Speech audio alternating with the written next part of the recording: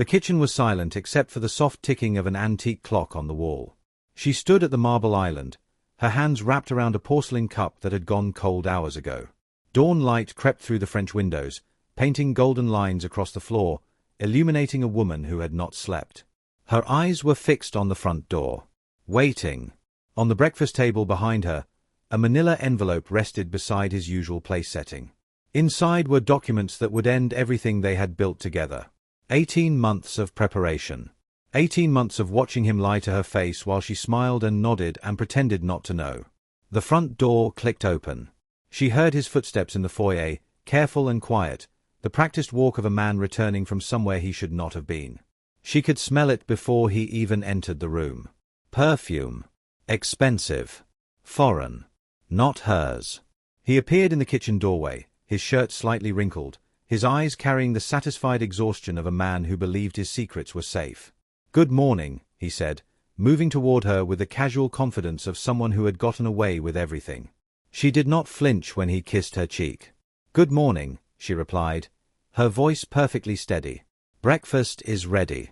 He smiled, completely unaware that he was walking into the end of his own world. "Welcome back to another powerful story, my beloved listeners. Kindly tell me where you are watching from and what time it is where you are at. If you are new here, prepare for a story of betrayal, unexpected love, and what truly makes a family. Drop everything and listen closely. This tale of heartbreak and redemption might just change how you view love and family forever. To understand the weight of what happened in that kitchen, we need to go back. Back to the beginning. Back to a time when love felt like the only truth that mattered and forever seemed like a promise that could never be broken. The charity gala was held at the most prestigious venue in the city, a historic ballroom with crystal chandeliers that scattered light like fallen stars across the marble floors. The orchestra played something classical and elegant, the kind of music that made people feel important simply for being in the room. Waiters in crisp white jackets moved through the crowd carrying champagne on silver trays, and everywhere you looked, there were people in expensive clothes pretending not to notice how expensive everyone else's clothes were. She was 24 years old that night. A junior curator at the city's most respected art museum, brilliant and ambitious, with a kind of quiet confidence that made older colleagues nervous. She had been invited to the gala because the museum was receiving a donation, and someone had to represent the institution while the director was traveling in Europe. She wore a simple black dress that she had bought on sale 3 months earlier, and she felt slightly out of place among women dripping in diamonds. But she did not let it show. She never let anything like that show. The terrace doors were open, letting in the cool evening air, and she stepped outside to escape the noise and the small talk and the endless questions about when she planned to get married. The city spread out below like a living thing, lights blinking in patterns that seemed almost deliberate, as if the buildings themselves were trying to communicate something important. She was not alone on the terrace. A man stood at the railing, his back to the party, staring out at the skyline with an expression she could not quite read. He was tall, dark-haired, and wearing a suit that probably cost more than her annual salary. But it was not his appearance that caught her attention. It was the way he stood. Like someone who was desperately tired of pretending to be happy. She should have walked away. She should have returned to the party and made polite conversation and done what was expected of her.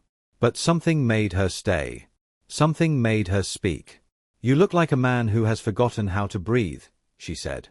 He turned to face her, and she saw something flash in his eyes. Surprise, maybe. Or recognition. As if she had spoken words he had been waiting his entire life to hear. "Maybe I have," he said quietly. "Maybe I have been running so fast that I forgot why I started running in the first place." She moved to stand beside him at the railing, close enough to talk but not close enough to intrude. The city lights reflected in his dark eyes, and she noticed the exhaustion etched into the lines of his face. This was a man who had everything and still felt empty. "Everyone at this gala wants something from you," she said. It was not a question. She had seen the way people looked at him when he entered the room, the way they angled their bodies toward him like plants seeking sunlight. He laughed, but there was no humor in it. "How did you know?" "Because no one stands alone on a terrace during their own party unless they are hiding from something." She paused. "Or someone." He studied her face for a long moment, as if trying to determine whether she was genuine or simply running a more sophisticated game than the others. "I am hiding from everyone," he admitted finally. "From the board members who want more profit. From the investors who want faster growth. From the women who want my money and the men who want my connections. He shook his head. I built this company from nothing. I worked 20-hour days for 10 years. I sacrificed everything. And now that I have succeeded, I cannot remember what I was trying to prove. She considered his words carefully before responding. What did you want to prove? He was silent for so long that she thought he might not answer. When he finally spoke, his voice was barely above a whisper. That I was worth something. That I deserved to exist. That I was not the mistake my father always said I was. The confession hung in the air between them, raw and vulnerable and completely unexpected. She understood then that this man, whoever he was, had just told her something he had never told anyone else. And she understood, too, that she was standing at a crossroads. She could retreat into safe, superficial conversation. Or she could meet his honesty with her own. She chose honesty. My mother told me I was too ambitious, she said. She said no man would ever want a woman who cared more about her career than about keeping a nice home. She told me I would die alone, surrounded by art that could never love me back. Did you believe her? Every single day, she admitted. Until I realized that the people who tell you what you cannot become are usually just afraid of who you might be. He turned to face her fully then, and something shifted in his expression. The exhaustion was still there, but underneath it, she saw the faintest spark of something that looked almost like hope. Who are you? He asked. She smiled, the first genuine smile she had given anyone all evening. I am the woman who just told you that your father was wrong. And if you buy me a drink, I might tell you more about why. His name was not important. Not yet.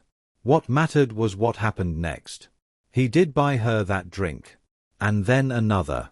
And then they talked until the gala ended and the cleaning crew started sweeping the ballroom and the sun began to rise over the city skyline. They talked about art and architecture and the strange loneliness of ambition. They talked about their childhoods, hers marked by a mother who resented her dreams, his marked by a father who demanded perfection and punished anything less. They talked about what they wanted from life and what they feared and what they hoped for in their quietest, most secret moments. By the time dawn painted the sky in shades of pink and gold, she knew she was in trouble. This man, this stranger she had met only hours before, had somehow looked past every wall she had built and seen the person she really was. And even more frightening, she had seen him too. Can I call you? He asked as they stood in the lobby, both exhausted and exhilarated and slightly drunk on something that had nothing to do with champagne. Yes, she said. And then, because she could not help herself, but only if you promise not to run from whatever this is. He took her hand and held it gently, as if it was something precious. I have been running my entire life, he said. But something tells me I have finally found a reason to stop. The courtship that followed was unlike anything either of them had experienced before. He did not try to impress her with expensive gifts or exclusive reservations at restaurants where tables were booked months in advance. Instead, he showed up at the museum during her lunch breaks, carrying coffee and sandwiches and questions about Renaissance painters that proved he had been reading books she had recommended. She did not care about his wealth or his company or his reputation. She cared about the way he listened when she talked, as if her words were the most important sounds in the world. She cared about the vulnerability he showed only to her, the fears and doubts he hid from everyone else. She cared about the man underneath the billionaire, the boy who had been told he was worthless and had spent his entire life trying to prove otherwise. Tell me about your father, she said one evening as they walked along the river, the city lights reflecting on the dark water like scattered jewels. His jaw tightened. Why do you want to know about him? Because you carry him with you everywhere. In your shoulders, in your voice, in the way you flinch whenever someone criticizes you. She stopped walking and turned to face him. I want to know who taught you to believe that you were never good enough. He was silent for a long moment, and she thought perhaps she had pushed too far, asked for too much too soon. But then he began to speak, and the words poured out of him like water finally released from a dam. He was a construction worker, he said. Strong hands, stronger opinions. He believed that men should be providers, that weakness was unforgivable, that showing emotion was the same as being a failure. When I told him I wanted to be an engineer, he laughed. He said dreamers starve. He said I should learn a trade and stop pretending I was better than everyone else. What happened? I proved him wrong. I got a scholarship, started my first company in my dorm room, built something from nothing. And when I finally had enough money to buy him the house he had always wanted, he refused to take it. He said I had forgotten where I came from. He said success had made me soft. Her heart ached for the boy he had been and the man he had become. Is he still alive? He died 3 years ago. Heart attack. I was in Singapore, closing a deal that was supposed to be the most important of my career. His voice cracked slightly.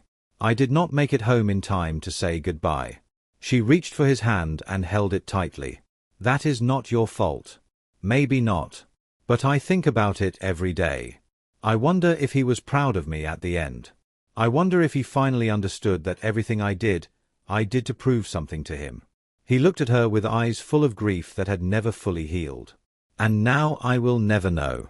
She pulled him close and held him while he cried, right there on the riverbank, with strangers walking past and city noise all around them. She did not tell him it was okay. She did not offer empty comfort or meaningless platitudes. She simply held him and let him grieve for the relationship he had never been able to have with the man who had shaped him. When he finally pulled back, his face was wet but his eyes were clearer than she had ever seen them. "Thank you," he whispered. "For what?" "For being the first person who made me feel like it was safe to be broken." The proposal came exactly 1 year after the night they met, in the same museum where she had built her career, in the gallery that housed her favorite paintings. He had convinced the director to close the museum for the evening, claiming he wanted to host a private event for charity donors. Instead, he had filled the gallery with white roses, thousands of them, their petals catching the light and filling the air with fragrance. She walked into the gallery expecting a work meeting and found him waiting on one knee, surrounded by beauty that somehow paled next to the look in his eyes. "I have spent my entire life building things," he said. "Buildings, companies, portfolios, walls around my heart. But nothing I have ever built compares to what you have built in me. Before I met you, I did not know that I could be loved for exactly who I am. Before you, I did not believe that I deserved love at all." He opened a small velvet box to reveal a ring that was not what she expected. It was not a flashy diamond designed to impress. It was a simple, elegant band with a small sapphire that gleamed like a piece of captured sky. "This was my grandmother's," he explained. "She was the only person in my family who ever believed in me. She told me, before she died, that one day I would find someone who saw me clearly and loved me anyway. She made me promise to give this ring to that person." He looked up at her, his eyes full of hope and fear and something that looked like prayer. "You see me clearly. You love me anyway. You make me want to be more than just successful. You make me want to be good." He paused, his voice breaking slightly. "Will you marry me?" She did not even let him finish the question. "Yes," she said, dropping to her knees beside him. "Yes, yes, yes." They held each other in that gallery, surrounded by masterpieces that had survived centuries, and she believed with every fiber of her being that their love would survive anything too. The wedding was featured in society pages across 3 countries, but the ceremony itself was intimate, held in a garden at sunset with only their closest friends and family present. She wore her grandmother's pearl earrings, the only thing she had left from a woman who had believed in her when no one else did. He wore a suit he had designed himself, simple and elegant, nothing like the flashy displays other billionaires favored. When she walked down the aisle, he cried. He did not try to hide it or pretend it was something else. He simply let the tears fall while he watched the woman he loved walk toward him, and everyone who witnessed that moment knew they were seeing something genuine. Their vows were personal, specific, and painfully honest. "I promise to love you even when you are difficult," she said. "I promise to remind you of your worth when you forget it. I promise to build something with you that matters more than money or success or what other people think. I promise to always see you, even when you try to hide." His vows were equally vulnerable. "I promise to never take you for granted," he said.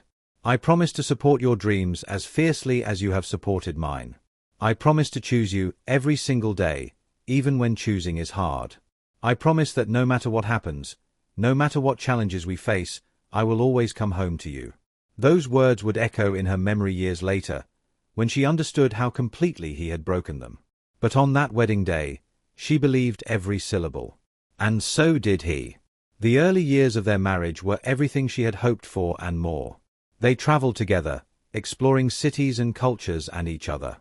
They worked together, her artistic vision complementing his business acumen in ways that surprised them both. They built their life with intention and care, each decision made together, each challenge faced as a team. Their penthouse occupied the top floors of a building that bore his name, but it felt like home because of what she had done with it. Every piece of art on the walls was something she had personally selected, not for its value but for its meaning. Every room was designed to hold the life they were creating, from the library where they spent rainy afternoons reading side by side to the kitchen where they cooked dinner together every night they were both in town. She scaled back her museum career to support his company's expansion, a decision she made freely and without regret. There would be time for her own ambitions later, she told herself. Right now, they were building something together, and that mattered more than any title or position. 2 years into the marriage, she discovered she was pregnant. She had not planned to tell him at a business dinner, surrounded by investors and partners and people whose names she could barely remember. But she could not keep the secret for another moment. She excused herself from the conversation she was pretending to follow and found him across the room, deep in discussion with a potential client. She touched his arm, and he turned to her immediately, his face shifting from professional focus to personal attention in the span of a heartbeat. "What is wrong?" he asked, concern evident in his voice. "Nothing is wrong." She paused, suddenly nervous. "Can we step outside for a moment?" They found a quiet corner of the terrace, the same terrace where they had met 4 years earlier, though the venue was different now. The city still sparkled below them, unchanged by the passage of time or the evolution of their love. "I need to tell you something," she said. His face went pale. "What is it? Is it your health? Is something wrong?" She took his hands and placed them on her still flat stomach. "Nothing is wrong. Everything is right." She smiled, tears forming in her eyes. "You are going to be a father." The transformation in his expression was something she would remember for the rest of her life. Shock gave way to disbelief, gave way to wonder, gave way to joy so pure and overwhelming that it seemed to radiate from him like light. "You are sure?" he whispered. "I took 4 tests. And then I saw the doctor this morning." He pulled her into his arms and held her so tightly that she could feel his heart pounding against her chest. "A baby," he breathed. "We are going to have a baby." "We are going to have a baby," she confirmed. He pulled back and looked at her with tears streaming down his face. "I am going to be a father. I am going to be a father. You are going to be an amazing father. What if I am not?" The fear crept into his voice, the old wounds surfacing despite the joy. "What if I become like him? What if I do not know how to love a child the way a child deserves to be loved?" She took his face in her hands and forced him to look at her. "Listen to me. You are not your father. You have never been your father. And you are not going to become him. You are going to be the father you always wished you had. You are going to love this child with every part of yourself. And I am going to be right beside you, every single moment." He kissed her then, deeply and desperately, as if she had just given him the greatest gift of his life. And in a way, she had. The pregnancy was not easy. She was sick constantly in the first trimester, exhausted in the second, and uncomfortable in the third. But he was there for every moment of it. He attended every doctor's appointment, even when it meant rescheduling board meetings that had been on the calendar for months. He rubbed her feet when they swelled, held her hair when she was sick, and read out loud to her stomach every night before bed. "I want our child to recognize my voice," he explained. "I want them to know their father's love before they are even born." Their son arrived on a September morning, after 18 hours of labor that pushed her to the limits of her endurance. She was exhausted and overwhelmed and more in love than she had ever been in her life. "He was magnificent," she would later tell friends. "He held my hand through every contraction. He cried when our son was born. He looked at that tiny baby in his arms and he just fell apart completely." The moment he held their son for the first time was seared into her memory. His hands trembled as the nurse placed the baby in his arms. His face was wet with tears. His voice shook when he finally spoke. "He is perfect," he whispered. "Look at him. He is absolutely perfect." The baby had his father's dark eyes and his mother's stubborn chin. He was impossibly small and impossibly precious, and he changed everything about their lives from the moment he took his first breath. "I promise you," he said to the baby in his arms, speaking softly while she watched through exhausted, happy tears. "I promise you that I will always be there for you. I promise you that I will never make you feel like you are not enough. I promise you that you will always know how much you are loved.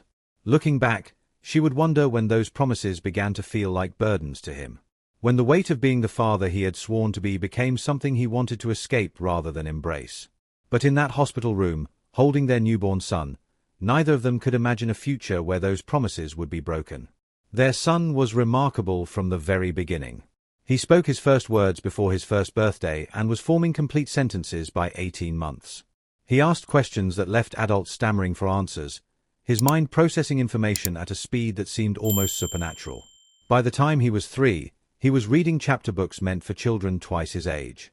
By 5, he was solving mathematical problems that his parents could not understand. By 7, he was asking questions about the nature of consciousness and the structure of the universe that would have challenged philosophy professors. "Mama," he said one evening while she helped him with homework that was far below his ability, "if time is not linear, does that mean that the past and the future are happening at the same moment? And if they are, does that mean that the person I will become already exists somewhere?" She stared at him, this small boy with his father's eyes and his own extraordinary mind, and felt the familiar mix of wonder and worry that had become constant since his brilliance had revealed itself. "That is a very big question, sweetheart. I know. But I have been thinking about it all day." He tilted his head in the way that meant he was processing something important. "I think that maybe we do not become who we are. I think maybe we just get closer to who we already were meant to be." "Where do you come up with these ideas?" He shrugged. "I just think about things. That is all." She pulled him close and kissed the top of his head. "Well, however you come up with them, I want you to keep thinking. But maybe also think about something a little less complicated sometimes." He looked up at her with those old soul eyes. "Like what? Like what flavor of ice cream you want after dinner?" He smiled then, a child's smile that reminded her he was still just a little boy, despite the galaxy in his brain. "Chocolate," he said decisively. "Always chocolate." That evening, she mentioned the conversation to her husband while they prepared dinner together, moving around the kitchen in the easy choreography they had developed over years of shared meals. "He asked me about time being non-linear," she said, "and whether his future self already exists." Her husband laughed, shaking his head. "He is something else. I have never met a mind like his. Sometimes I worry about him," she admitted. "He sees so much. He understands so much. I do not know how to protect him from a world that might not understand him back." He stopped what he was doing and crossed the kitchen to hold her. "We do not protect him by hiding him from the world. We protect him by giving him the tools to navigate it. We teach him that being different is a gift, not a curse. We show him that his mind is something to celebrate, not something to hide." She leaned into him, drawing comfort from his warmth. "When did you get so wise?" "I learned from you." They held each other in the kitchen, the sounds of their son's laughter floating in from the other room, and she thought, not for the first time, that she was living the life she had always dreamed of. 7 years into their marriage, they were the couple everyone envied. Magazine profiles called them relationship goals and the power couple who has it all. They smiled at the irony privately, knowing that their success was not measured in magazine covers but in the small moments that no camera ever captured. Sundays remained sacred, no matter how demanding his work schedule became or how many invitations they received to events that seemed important but were not. Every Sunday morning, the three of them would pile into the master bedroom, surrounded by pillows and blankets and books, and spend hours just being together. Their son would read aloud from whatever book currently captivated his extraordinary mind, stopping frequently to share theories and questions and observations that left his parents speechless. They would listen and marvel, and remind themselves that this child was both of them and neither of them, something entirely new that the world had never seen before. "Mama," he said during one of those sacred Sunday mornings, "if the light from stars takes so long to reach us that we are actually seeing the past when we look at the night sky, then does that mean that we can never really see anything as it actually is? Are we always just looking at what used to be?" She exchanged a glance with her husband, the wordless communication of two people who had learned to speak in glances and gestures and raised eyebrows. "That is a very good question," she said carefully. "What do you think the answer is?" "I think," he said, his face scrunched in concentration, "that maybe what used to be is not separate from what is now. Maybe they are connected. Like maybe the light that left those stars billions of years ago was always meant to reach my eyes at this exact moment.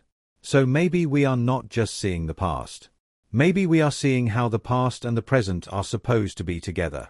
Her husband pulled both of them closer. Sometimes I think you understand the universe better than anyone else on the planet, little one. Maybe, the boy agreed, with characteristic lack of false modesty. But I still do not understand why dogs do not like cats. That seems like a much simpler question, but I cannot figure it out. They laughed together, all three of them, and she thought that nothing could ever threaten the safety of this moment, this family, this love they had built so carefully. She was wrong. The prestigious AI acquisition project arrived like a comet, brilliant and transformative and ultimately destructive. The company in question had developed technology that would reshape entire industries, and it was based overseas, requiring extensive personal attention from the man who had built his reputation on never delegating what he could control himself. "This changes everything," he said, spreading documents across their dining table with an energy she had not seen in years. "The technology they have developed will position our company for the next 50 years. But it requires commitment. Real commitment. I need to be there, hands-on, guiding every decision." She studied the projections and the proposals and the ambitious timelines, seeing not just the business opportunity but the cost to their carefully balanced life. "How much travel?" she asked. "Initially, probably every other week. Once we get deeper into integration, maybe more." "Every other week," she repeated. "For how long?" "A year. Maybe 18 months." She processed this information, calculating the impact on their son, their routines, the foundation of presence that had made their marriage work. But she saw the excitement in his eyes, the same excitement she had seen when he talked about his company in the early days, before success had become routine. "Then we will make it work," she said. "We always make it work." He crossed the room and pulled her into his arms. "What did I do to deserve you?" "You bought me a drink," she reminded him. "And then you let me see who you really are." He kissed her forehead. "I promise this will be worth it. I promise that when this is done, I will take time off. Real time. We will travel as a family. We will do all the things we have been putting off. I am holding you to that," she said. "Please do." Looking back, she would recognize that moment as the beginning of the end. Not because of the project itself, but because of what the project brought into their lives. Or rather, who it brought. The changes began subtly, so subtly that she almost did not notice them at first. He started traveling every other week, as promised, but the trips grew longer. 3 days became 5, 5 became 7, and then the schedule shifted so that he was away more than he was home. When he returned, he was different. Not in obvious ways, not in ways she could point to and name. Just different. He showered immediately, always, before he even said hello properly. He checked his phone constantly, even during dinner, even during their son's bedtime routine. He was there, physically present, but his mind seemed to be somewhere else entirely. She made excuses for him. The project was demanding. The stakes were unprecedented. Of course he was distracted. Of course he was tired. Of course he needed time to decompress after intense negotiations in foreign cities. But sometimes, late at night, she would watch him sleeping and wonder where he really was when his eyes flickered behind closed lids. The first lie was so small that she almost missed it. "I had dinner alone tonight," he said during one of their video calls while he was traveling. "Room service and some reports. Pretty boring." 2 days later, she overheard his assistant mention the team dinner that had gone late, the one where they had all celebrated a major milestone in the project. She did not confront him. She told herself it was nothing. A miscommunication. An oversight. He had been exhausted. Perhaps he had forgotten about the dinner by the time they spoke. But the seed was planted. And seeds, once planted, tend to grow whether you want them to or not. Their son noticed first. He always noticed first. "Daddy has a secret smile now," he announced one evening while she helped him with his homework. She looked up from the essay she was reviewing. "What do you mean, sweetheart?" He tilted his head, thinking carefully about his words. When people are happy about things they want to share, they smile with their whole face. But when people are happy about things they want to keep just for themselves, they smile with just their mouth, and their eyes look somewhere else. "And you have seen Daddy doing this?" "Yes." "When he looks at his phone. His mouth smiles, but his eyes are not looking at us." The observation landed in her chest like a stone dropped into still water, sending ripples of fear through her entire body. "Maybe Daddy is just happy about work things," she said carefully. "Maybe," he agreed. "But usually when Daddy is happy about work, he tells us about it. This is different. This is quiet happy. Secret happy." She forced herself to smile. "You are very observant, little one." "I know," he said, without arrogance. "It is just how my brain works. I see patterns that other people do not see." That night, she lay awake long after her husband had fallen asleep, listening to his breathing and wondering what patterns her son had seen that she was refusing to acknowledge. The dinner party was supposed to be routine. Major donors to their foundation, people they had cultivated for years, conversations she could navigate in her sleep. She dressed carefully, as always, and smiled at her husband when he emerged from his office, phone in hand, thumbs moving rapidly across the screen. "Ready?" she asked. He looked up, startled, as if he had forgotten she was there. "Yes. Sorry. Just finishing something. Work." What else would it be? The question was not hostile, but his response was sharp, defensive. The kind of response you give when you have something to hide. She filed it away with all the other small moments she was collecting, the evidence she was not yet ready to examine. At the party, he was distracted. He checked his phone every few minutes, stepping away from conversations to read messages, his face transforming into that secret smile their son had described. She watched him, really watched him, and saw what she had been refusing to see for months. He was not present. He was somewhere else. With someone else. His body was at the party, performing the role of devoted husband and successful businessman, but his soul had left the building. Late in the evening, one of the female executives from his company approached her at the bar. "Your husband is incredible," the woman said. "The way he and his new strategist have transformed the acquisition process. I have never seen him so energized about a project." "His new strategist?" The woman's eyebrows rose. "He has not mentioned her. She is brilliant. Completely unconventional approach to corporate integration. He says she challenges every assumption he has ever made about business." She forced her expression to remain neutral. "He has mentioned the team. He does not always go into details about individual members." "Well, you should ask him about her." The woman smiled. "He cannot stop talking about her. It is actually quite inspiring to see a leader so enthusiastic about collaboration." The woman moved away, leaving her alone at the bar with a glass of wine she suddenly could not drink and a pit in her stomach that grew larger with every breath. She should ask him about her. She should ask about the brilliant strategist who challenged his assumptions and energized his work and inspired him in ways his wife apparently could not. But she did not ask. Not that night. Not the next day. Not the next week. Because asking would require acknowledging that there was something to ask about. And she was not ready for that. Not yet. Instead, she watched. She waited. She collected more small moments, more evidence, more patterns that her son had taught her to see. And all the while, her husband continued to smile at his phone with his mouth only, his eyes looking somewhere she could not follow. The romantic dinner was her last attempt to save something she was beginning to fear was already lost. She planned every detail with the precision she had once brought to museum exhibitions. His favorite meal. The wine from their first anniversary. Candles casting warm light across the dining room. Their son safely at his grandmother's house for the night. She wore the emerald green dress that had always been his favorite, the one that made him look at her the way he used to in the early days, when every glance was a love letter and every touch was a promise.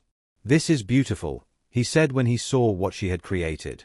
His voice carried genuine appreciation, and for a moment, she allowed herself to hope. "I wanted to remind us who we are," she said carefully. "Sometimes we need to step back from the demands of daily life and remember what we are building together." He crossed the room and kissed her, and she tried not to notice how brief the contact was, how quickly he released her, how his eyes flickered toward his phone on the counter. During dinner, she asked about his work, and he responded with more animation than he had shown her in months. The project was incredible. The team was exceptional. The challenges were exactly the kind he loved most. She noticed that he did not mention any names. He spoke in generalities. The team. The strategist. The approach. Never a specific person, never a detail she could follow up on, never anything that would require him to lie directly to her face. After dinner, they moved to the living room, and she curled against him on the sofa where they had spent hundreds of evenings just like this one. "I have been thinking about our future," she said softly. "Tell me. I want us to design something together. A project that combines your business vision with my artistic perspective. Something that proves we are stronger as partners than we could ever be individually." He was quiet for a long moment, and she felt his body stiffen slightly against hers. "That sounds wonderful," he said finally. "When things calm down with the acquisition, we should definitely explore it."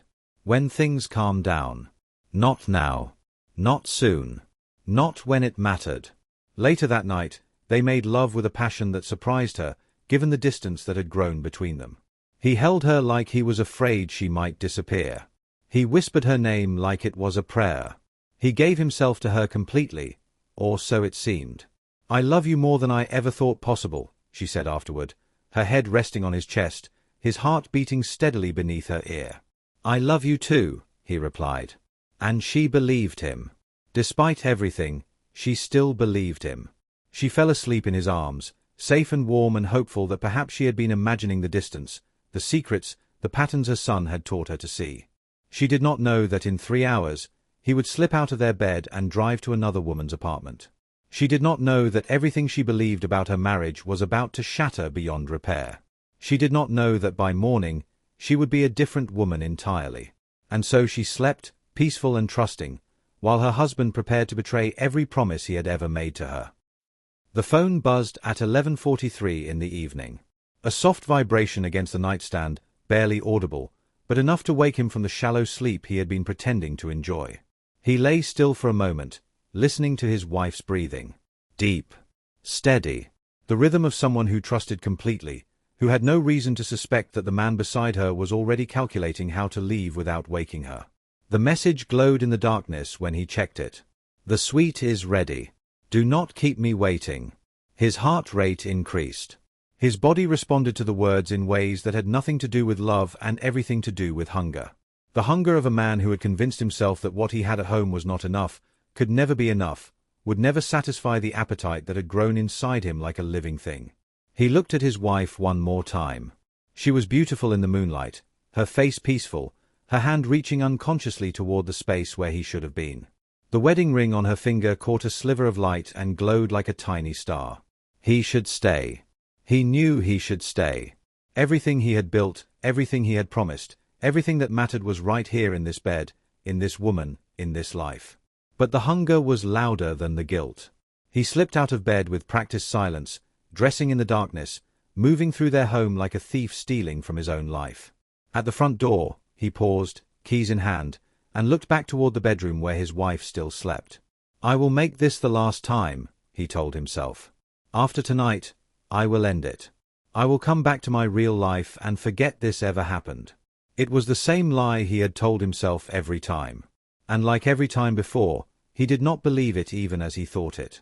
The door closed behind him with a soft click, and he walked out into the night toward a woman who was not his wife. The drive took 23 minutes. 23 minutes during which he could have turned around at any intersection, any traffic light, any moment of sudden clarity. 23 minutes during which his conscience screamed at him to stop, to think, to remember who he was supposed to be. He did not stop. He did not think. He did not remember. He just drove, his hands steady on the wheel, his mind already in the hotel suite where she would be waiting. She opened the door wearing silk that revealed more than it concealed. Her smile was knowing, triumphant, the smile of a woman who understood exactly what she was doing and felt no remorse for any of it. "I was not sure you would come," she said, though her confidence suggested she had never doubted the outcome. "Neither was I," he admitted. "But you are here. I am here." She pulled him inside, and the door closed behind them, and he crossed the final line that separated the man he used to be from the man he was becoming. The betrayal was complete. Every kiss was a theft. Every touch was a violation. Every whispered word was a nail in the coffin of his marriage. He did not think of his wife. That was the worst part. In that room, with that woman, he did not think of the life he was destroying or the promises he was breaking or the son who would one day understand what his father had done. He thought only of himself. His desires. His escape. His hunger finally being fed. And 3 miles away, In the bed they had shared for 9 years, his wife woke to find his side of the mattress cold and empty. She knew. Before she checked his study. Before she found his laptop. Before she read the messages that would shatter everything she believed about her marriage. She knew. The knowing came not as a sudden revelation but as the culmination of 1,000 small moments she had been collecting without realizing it. The secret smiles. The guarded phone. The showers immediately upon returning home. The distance that had grown between them despite her attempts to bridge it. She rose from the bed and walked through the silent house, her bare feet cold against the marble floors. His study door was open. His laptop sat on the desk, its screen dark but not locked. He had been careless. Or perhaps, somewhere deep in his subconscious, he had wanted to be caught. She sat down in his chair and touched the trackpad. The screen illuminated, revealing his email, still logged in, organized with the precision of a man who controlled every aspect of his life. Except the aspect he could not control. The affair he could not end. The woman he could not resist. She began reading. The messages stretched back 18 months. 18 months of correspondence that documented the complete dissolution of everything she had believed about her husband. In the beginning, the emails were professional. Discussions of strategy, market analysis, integration timelines. 2 colleagues solving complex problems, their language formal and focused. But somewhere around month 3, the tone began to shift. Professional admiration evolved into personal curiosity. Business dinners extended into late-night conversations. The language became warmer, more intimate, punctuated with jokes and references that suggested a developing inside world from which she was excluded. By month 6, they were no longer pretending.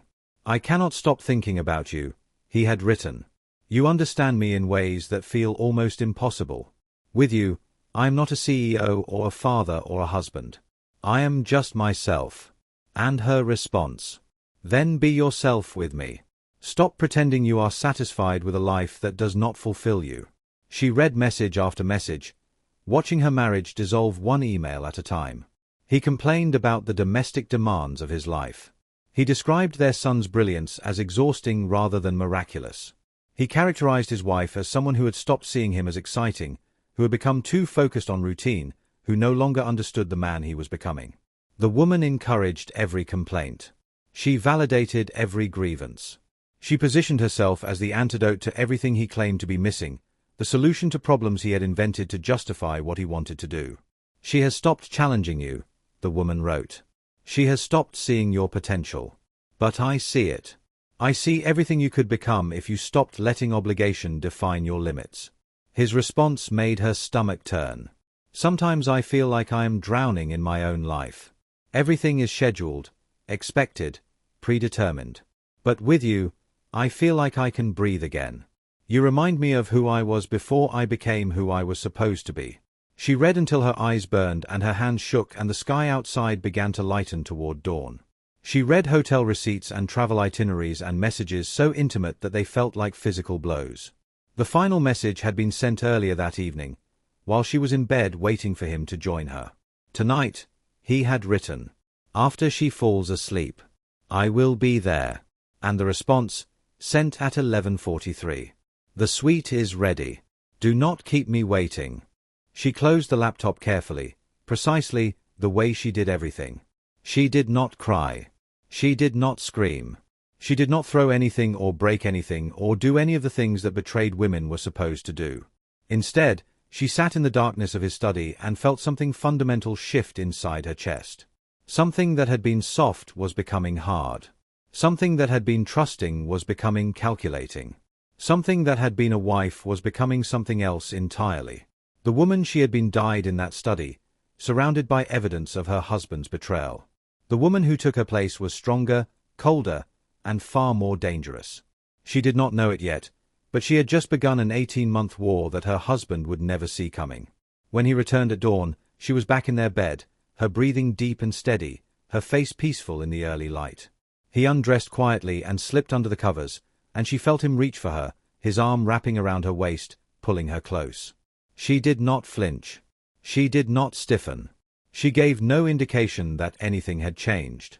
"I love you," he whispered against her hair, his voice heavy with the exhaustion of a man who had been awake all night doing things that had nothing to do with love. "I love you too," she replied. The words tasted like ash in her mouth. But she said them anyway, because she understood now that this was a war, and in war, the first casualty is always honesty. She would give him 18 months of honesty's opposite. 18 months of perfect performance. 18 months of being the wife he thought he had while she systematically dismantled his ability to destroy her. And when she was ready, when every piece was in place, she would serve him exactly what he deserved. The attorney's office occupied the top floor of a building in the financial district, all glass and steel and the kind of minimalist design that communicated serious money and serious power. She had researched extensively before making this appointment. She wanted the best. She wanted someone who understood how to dismantle men like her husband without leaving fingerprints. The woman who met her was exactly what she had hoped for. Silver-haired, sharp-eyed, with a handshake that communicated confidence and a smile that suggested she had seen everything and was no longer surprised by anything. "Tell me everything," the attorney said after they were seated in a conference room with views of the entire city. So she did. The marriage. The success. The signs she had ignored. The discovery. The evidence she had gathered. The plan she was beginning to form. The attorney listened without interruption, taking occasional notes on a legal pad, her expression revealing nothing. When the story was finished, the attorney was quiet for a long moment. "You have two options," she said finally.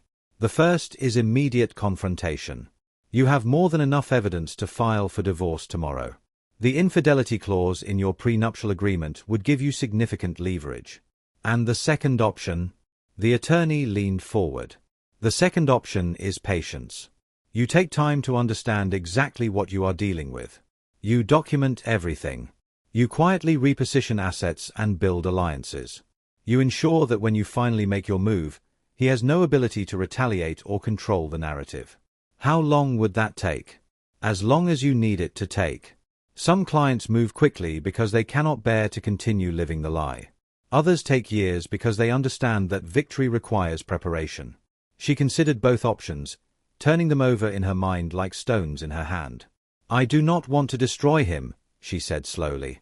"I want to be free of him. And I want to protect my son." "Then we prepare," the attorney said. "We take our time. We build your case. And when you are ready, we execute with precision. What do I do in the meantime?" "You continue being the perfect wife. You give him no reason to suspect anything has changed. You watch, you learn, you document." She paused. "And you start rebuilding yourself. Your career. Your independence. Your sense of who you are outside of this marriage. That sounds like a prison sentence." "No." The attorney's eyes were kind despite her sharp demeanor. "It sounds like a strategic retreat before a decisive victory. Every great commander understands that sometimes you must step back before you can move forward." She left the attorney's office with a folder full of instructions and a timeline that stretched 18 months into the future. 18 months of pretending. 18 months of preparation. 18 months of becoming someone her husband would never see coming. It sounded impossible. But she had already survived the impossible. She had already read every message, seen every photograph, understood every dimension of his betrayal. Compared to that night in his study, 18 months of strategic patience seemed almost easy. The next year and a half passed in a blur of careful maneuvering and quiet transformation. Outwardly, nothing changed. She continued to be the supportive wife, the devoted mother, the gracious hostess at social functions that made her skin crawl. She smiled at her husband over breakfast. She asked about his work with apparent interest. She made love to him when he reached for her, though every touch felt like a violation she was choosing to endure. But beneath the surface, everything was different. She restarted her career, quietly, under a consulting brand that bore no connection to her husband's name. The skills she had developed at the museum, the connections she had cultivated over years of supporting his business, the instinct she had refined through a decade of navigating powerful circles. All of it served her now. Clients sought her out. Her reputation grew through whispered recommendations and word of mouth. By the end of the first year, she was generating income that exceeded anything she had earned during her museum career. She opened bank accounts in her own name. She purchased an apartment in a building across town, a safe place that he knew nothing about. She built relationships with members of his board, the ones who had always preferred her judgment to his aggression, who would support her when the time came to make her move. Most importantly, she documented everything. Every message he sent to the other woman, she captured. Every hotel receipt, she filed. Every lie he told her, she recorded in a journal that she kept hidden in her secret apartment. The evidence accumulated like snowflakes in a blizzard, each piece small on its own but devastating in aggregate. Her son sensed that something had changed, though he could not identify what. "Mama seems different now," he said one afternoon while they worked on a puzzle together. "Not sad different. Strong different." "What do you mean, sweetheart?" He considered the question carefully, the way he considered everything. "You used to look at Daddy like he was the most important person in the room. Now you look at him like you are measuring something." "Measuring what?" "I do not know." He placed a puzzle piece with precision. "Maybe measuring if he fits somewhere he used to fit." She pulled him close and kissed the top of his head, breathing in the smell of his shampoo, the sweet boy scent that had not yet faded into adolescence. "You are too observant for your own good, little one. You always say that. Because it is always true." He looked up at her with those eyes that saw everything. "Whatever is happening, Mama, I am on your team. I do not know what the game is, but I am on your team." She felt tears threaten but refused to let them fall. "I know you are, sweetheart. I know you are." The relationship with her husband became a performance so polished that sometimes she almost forgot she was acting. She learned to smile at him without feeling sick. She learned to listen to his lies without flinching. She learned to share a bed with a stranger and pretend he was still the man she had married. The hardest moments came when he showed glimpses of who he used to be. When he played with their son with genuine joy, or remembered an anniversary with a thoughtful gift, or looked at her with something that almost resembled the love he used to feel. In those moments, she wondered if she was making a mistake. If perhaps there was still something worth saving. If maybe, just maybe, the man she had fallen in love with still existed somewhere beneath the betrayal. But then his phone would buzz, and his face would transform into that secret smile, and she would remember exactly why she was doing what she was doing. The affair continued throughout her 18 months of preparation. He did not end it. He did not even try to end it. He simply continued living his double life, confident that his secrets were safe, that his wife suspected nothing, that he could have everything he wanted without consequence. His arrogance would be his undoing. She would make sure of it. By the end of the 18th month, everything was in place. The divorce papers were prepared, reviewed, and ready for filing. Her financial independence was secured. Her new apartment was furnished and waiting. The foundation board had been quietly informed of her intention to assume operational leadership. Her career was thriving. Her son was prepared, as much as any child could be prepared, for the upheaval that was coming. She was ready. The night before the confrontation, she stood in her secret apartment looking out at the city lights. This view was different from the penthouse, lower, closer to the street, more connected to the real world she had forgotten existed during her years of gilded isolation. Tomorrow, everything would change. She thought about the woman she had been 18 months ago. Trusting. Blind. So confident in her husband's love that she had ignored every warning sign until the evidence became impossible to deny. That woman was gone now. In her place stood someone harder, stronger, wiser. Someone who understood that love was not enough, that trust could be weaponized, that the person you slept beside could be a complete stranger wearing a familiar face. She did not hate her husband. That surprised her sometimes. After everything he had done, after every lie and every betrayal and every moment of contempt disguised as affection, she did not hate him. She simply did not recognize him anymore. The man who had proposed to her in the museum gallery, who had cried when their son was born, who had promised to always come home to her.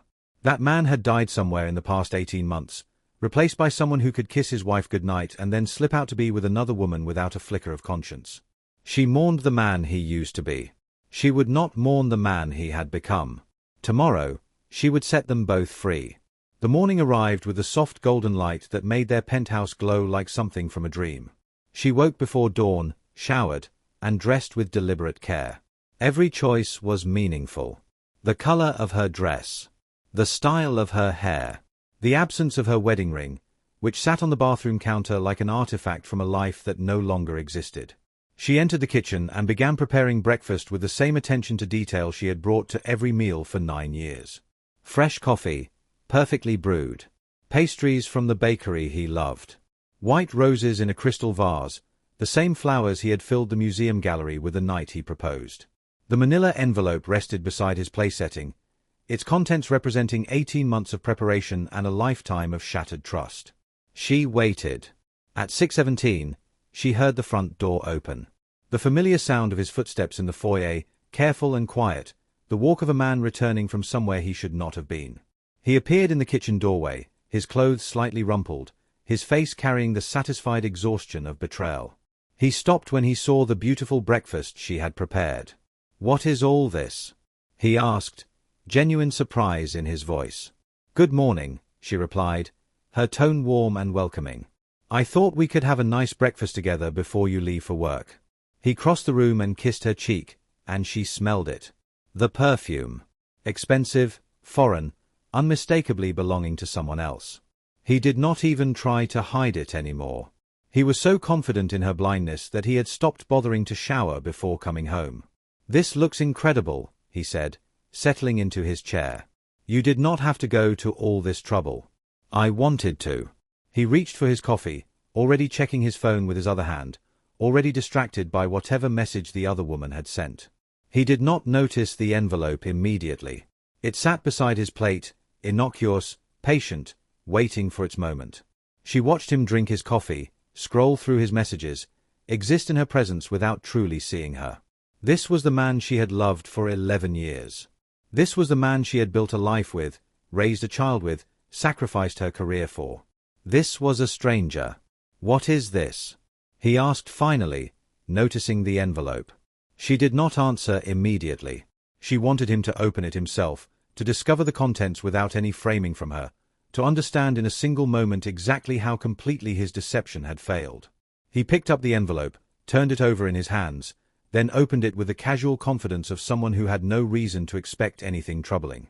The divorce papers were on top. Comprehensive, detailed, devastating. She watched his face transform. The color drained from his cheeks. His hands began to shake. The coffee cup rattled against the saucer when he set it down too quickly. "What is this?" he repeated, but his voice was different now. Thin. Frightened. "Divorce papers," she said calmly. "Fully executed, legally binding, and based on documentation I have been gathering for the past 18 months. He looked up at her, and she saw the moment when everything he thought he knew about his life collapsed. 18 months. "I discovered everything the night you first went to her apartment. The night you told me you were dealing with a server emergency. I read every message. I saw every photograph. I documented every lie you told me while you looked into my eyes and pretended to love me." His face went gray. She saw him cycling through emotions. Shock. Denial. Fear. The desperate calculation of a man trying to find an escape route that did not exist. "How did you know?" he whispered. "Your laptop was open. Your email was logged in." She paused. "You were careless. Or maybe you wanted to be caught. Either way, I know everything." He set down the papers with trembling hands. "This does not have to end our marriage. People survive these things. It was a mistake. A terrible mistake. But I love you. We can work through this." She looked at him with an expression he had never seen before. Something beyond anger, beyond hurt, beyond anything he knew how to navigate. "A mistake," she repeated slowly. "You have been sleeping with another woman for almost 2 years. You have lied to me every single day. You have held me in your arms after being with her. You have made love to me with hands that touched her hours before. You have looked into our son's eyes while planning your next betrayal." She leaned forward slightly. "That is not a mistake. That is a choice. A choice you made over and over and over again. I can explain everything." "No. You cannot. Because there is nothing to explain. You wanted something I could not give you. You convinced yourself that you deserved it. You told yourself stories about how I had changed, how I did not understand you anymore, how you were drowning in the life we built together." She stood, pushing back her chair with quiet finality. "But you did not drown. You swam. You swam straight toward someone who told you that your obligations were burdens and your family was a cage. His face crumpled. That is not fair. Fair. She almost laughed. You want to talk to me about fair? I gave up my career for you. I rearranged my entire life around your ambitions. I supported every dream, attended every function, raised our son with the kind of presence that allowed you to disappear into your work. And you repaid me by calling our life a prison to another woman. He was crying now, actual tears streaming down his face. I never meant for any of this to happen. But it did happen. That is the thing about choices. They have consequences. You chose her. You chose lies. You chose to systematically dismantle everything we built while I smiled and cooked your dinner and warmed your bed. She picked up her wedding ring from where she had placed it beside the roses. And now I choose myself. She set the ring down on the table between them, next to the divorce papers, next to the life that would never exist again. What about our son? His voice broke on the words.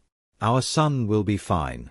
He will grow up watching his mother demonstrate that a woman's worth is not determined by a man's ability to recognize it. He will learn that strength is not just about enduring betrayal but about walking away from people who do not deserve your love. He reached for her hand. Please. We can go to counseling. We can rebuild. I will do anything. She pulled away before he could touch her. The time for rebuilding was 18 months ago. The time for anything was before you decided that another woman's bed was more appealing than your own family. She walked toward the kitchen doorway, then paused, turning back to look at him one final time. I do not hate you, she said quietly. Hatred requires emotional investment, and I have learned to reserve mine for people and projects worthy of such energy. I am not angry anymore. I am just finished. Where will you go? Somewhere you cannot follow. Somewhere I can rebuild a life that does not include picking up the pieces of your destruction. And our son will be loved, will be protected, will be shown what it looks like when a woman refuses to accept less than she deserves. She turned to leave, then stopped once more. You will learn what you lost, she said. Every morning when you wake up alone. Every evening when your apartment is silent. Every time you see our son and recognize that he knows exactly what kind of man his father chose to become. You will learn. And I hope that lesson teaches you something worth knowing. She walked out of the kitchen, out of the penthouse, out of the life she had built with a man who had never deserved her. Behind her, he sat at the breakfast table, surrounded by evidence of her love and documentation of his betrayal, and understood for the first time the full magnitude of what he had destroyed. The door closed behind her with a sound like the period at the end of a sentence. It was finished. 3 years later. The award ceremony was held in the grand ballroom of the city's most prestigious hotel, the same venue where a charity gala had once introduced a young museum curator to the man who would change her life in ways she never could have imagined. She entered the ballroom and felt the immediate shift in energy that accompanied her presence now. Heads turned. Conversations paused. People who had once overlooked her now jockeyed for position, hoping to catch her attention, to be seen speaking with her, to bask in proximity to her success. Her design consultancy had become internationally renowned. Her philanthropic foundation operated across 12 countries. Her name was spoken in boardrooms and galleries and universities, always with respect, often with awe. But none of that compared to the hand she held as she walked through the crowd. Her son, now 10 years old, wore his first tuxedo with the easy confidence of a child who had been taught that clothing was an expression of self-respect rather than a costume for others' approval. He looked up at her with eyes that still saw too much, that still noticed patterns others missed, that still understood things most adults never would. You look like a queen, Mama. Do I? Yes. He considered his words carefully. A queen who does not need anyone to give her a crown because she grew one herself. She smiled, bending down to kiss his forehead. Where do you come up with these things? I just observe, he said simply. And you are very observable tonight. The ceremony itself was everything she had once dreamed of and more. Recognition for innovative philanthropy. Acknowledgement of her transformative approach to community development. Standing ovations from people who understood that her success had been built not despite her struggles but because of them. When she accepted the crystal trophy, she spoke about resilience and reinvention and the power of choosing yourself when the world insists you choose someone else. Strength, she said, is not the absence of breaking. It is the willingness to rebuild. It is the courage to look at the shattered pieces of your life and decide that you will make something new, something better, something that belongs entirely to you. The audience applauded, but she was not speaking to them. She was speaking to every woman who had ever been betrayed, ever been abandoned, ever been made to feel that her worth depended on someone else's validation. You are enough, she continued. Not because someone else says so. Not because you have achieved enough or accumulated enough or impressed enough people. You are enough because you exist. Because you have survived everything that tried to destroy you. Because you are still here, still standing, still reaching toward the light. She paused, letting her words settle into the silence. And if you are in a situation that diminishes you, if you are with someone who cannot see your worth, if you are trapped in a life that is slowly erasing who you really are. She took a breath. Leave. Rebuild. Become the person you were always meant to be. It will not be easy. It will not be quick. But I promise you, on the other side of that pain is a version of yourself you cannot even imagine yet. The standing ovation that followed was the loudest of the evening. Afterward, at the reception, she moved through the crowd with the ease of someone who no longer needed to perform or impress or convince. She simply was. Complete. Whole. At peace with herself in a way she had never been during her marriage.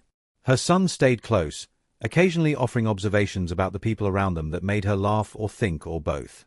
That man over there is pretending to listen to the woman talking to him, but he is actually counting the tiles on the ceiling, he whispered. How do you know? His eyes move up every 3 seconds, and his responses are always exactly 2 seconds late. She shook her head in wonder. What am I going to do with you? Keep me, he said confidently. And maybe buy me ice cream later. She was about to respond when she felt a shift in the air. A change in the energy around her.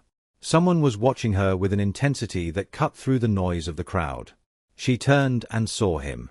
Her former husband stood near the edge of the ballroom, looking older than she remembered, diminished in ways that had nothing to do with physical appearance.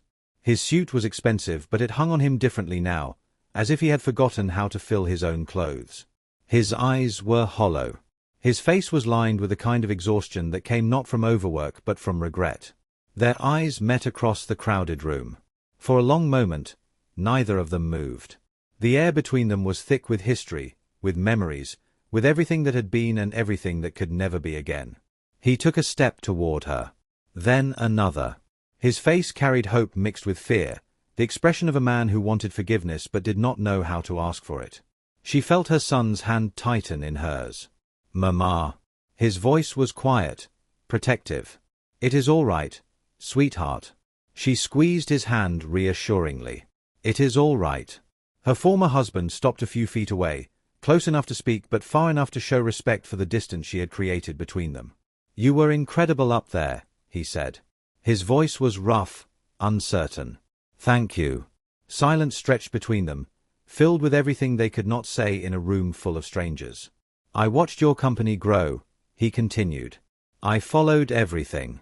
The foundation, the awards, the expansion into Europe. He swallowed hard. You became extraordinary.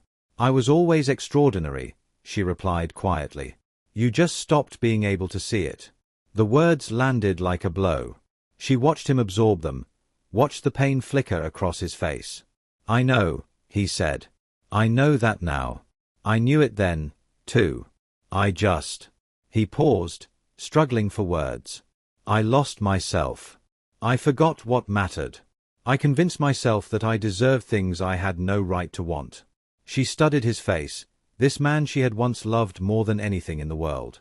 She looked for the person she had married, the person who had proposed to her in a gallery full of roses, the person who had promised to always come home to her.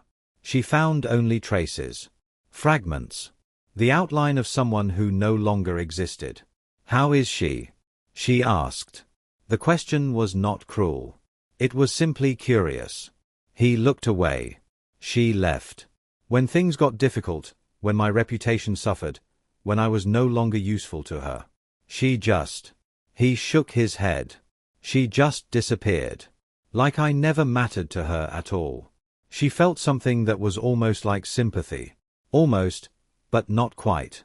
I am sorry, she said. And she meant it. Not because he deserved her sympathy, but because she had learned that carrying hatred was exhausting and forgiveness was freedom. His eyes filled with tears. I was a fool. I had everything. Everything. And I destroyed it for nothing. She nodded slowly. Yes. You did. Is there any chance? He stopped, unable to finish the question. His hope was painful to witness, a dying ember that refused to accept its own extinction. No, she said gently. There is no chance. Not because I hate you. Not because I have not healed. But because I have become someone new. Someone who cannot go backward. Someone who deserves more than you were ever able to give me. He closed his eyes, and she watched a tear escape down his cheek. Can I at least? He opened his eyes again, focusing on the boy standing beside her. Can I at least still be his father? You will always be his father. Nothing can change that. But being his father means more than biology. It means showing him what integrity looks like. What accountability looks like. What it means to learn from your mistakes instead of repeating them. I am trying, he whispered. I am trying to be better. Then keep trying. She glanced down at her son, who was watching the exchange with those observant eyes that missed nothing. He is watching. He is learning. Show him something worth learning. She stepped back, creating more distance between them. Goodbye, she said. And this time, the word was not an ending. It was a release. A gift of freedom for both of them. She turned and walked away, her son's hand still clasped in hers, leaving her past standing alone in a crowd of people who no longer remembered why he had once seemed so important. Mama. Her son looked up at her as they moved toward the exit. Are you okay? She smiled, and it was genuine, reaching all the way to her eyes. I am more than okay, sweetheart. I am finally exactly who I was always supposed to be. They stepped out into the night, the city lights spreading out before them like a million possibilities waiting to be explored. The air was cool and clean, and she breathed it in deeply, feeling the weight of everything she had survived and everything she had overcome and everything she had become. Mama. Her son's voice was thoughtful. Do you ever feel sad about what happened? She considered the question carefully, giving it the respect it deserved. Sometimes, she admitted. I feel sad for the person I used to be, who loved so completely and trusted so blindly. I feel sad for the life I imagined that will never exist. But I do not feel sad for who I am now. Why not? Because who I am now is someone I am proud of. Someone I would want to know. Someone I would want you to become. She squeezed his hand. And I would not be this person if everything had gone the way I planned. Sometimes the worst things that happen to us become the best things we ever survive. He walked beside her in silence for a moment, processing her words. I think, he said finally, that you are the bravest person I know. I think, she replied, that you are the reason I learned to be brave. They walked together through the city streets, mother and son, survivor and witness, two people who had been through fire and emerged not burned but forged into something stronger. Behind them, the ballroom glowed with light and celebration. In front of them, the future stretched out like an open road, unmarked and unlimited. She did not know what that future held. She did not need to know. All she knew was that whatever came next, she would face it as herself. Complete. Whole. Unbreakable. And that was more than enough. As they reached the car, her son stopped and looked up at the night sky, where stars glittered like diamonds scattered across black velvet. Mama. Do you think the light from those stars is trying to tell us something? She followed his gaze upward, into the infinite darkness that held infinite light. What do you think they are trying to say?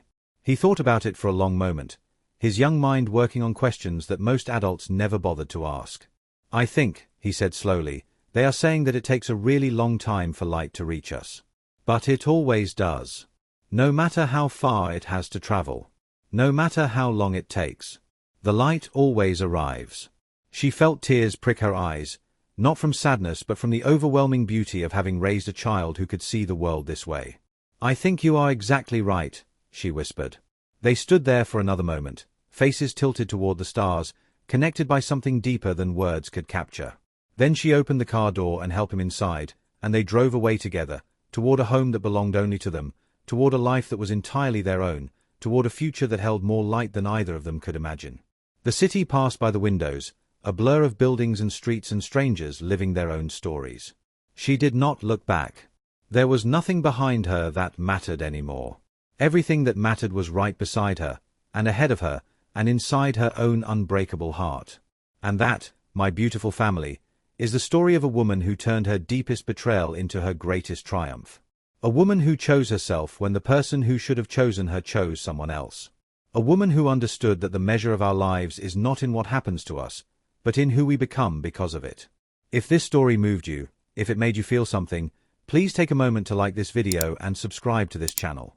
Every single subscription helps us bring more stories like this to people who need to hear them. And before you go, I want you to remember something important. Your worth is not determined by anyone else's ability to see it. You are valuable because you exist. You are enough because you are you.